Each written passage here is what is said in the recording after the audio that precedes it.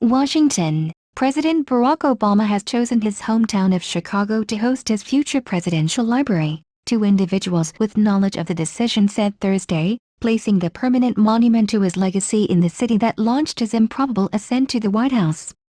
Obama's library will be built on Chicago's South Side, where the University of Chicago has proposed two potential sites not far from the Obama family's home.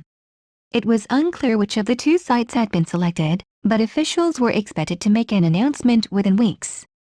The decision brings to a close a hard-fought competition that kicked off in the earliest days of Obama's second term. From an initial list of about a dozen proposals, the Barack Obama Foundation chose 4 universities to vie for the library. In recent months it became increasingly clear that the Obamas were leaning toward the University of Chicago, the elite private school where Obama taught law before becoming president. The University of Chicago's victory marks a harsh letdown for the other 3 schools on the short list, the University of Hawaii, New York's Columbia University and the University of Illinois at Chicago, a public school that proposed building the library on Chicago's west side. Still, the president has signaled that the library may be only one component of the post-presidential project.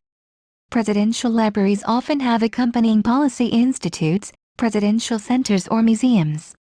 Obama has signaled an interest in spending time in New York and Hawaii after leaving the White House, and individuals familiar with the decision said Obama was likely to base other types of programming at the universities that lost out on the library itself. The presidential library is expected to cost hundreds of millions of dollars to build and serve as an economic engine for the surrounding area. Obama's decision to place the library in Chicago was conveyed to the Associated Press by 2 individuals with direct knowledge of the decision. Both spoke on condition of anonymity because the decision has yet to be publicly announced.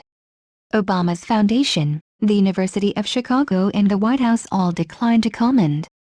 Although the Obamas had intended to announce the winning site by the end of March, a messy confluence of Chicago politics and Obama's busy schedule led to multiple delays.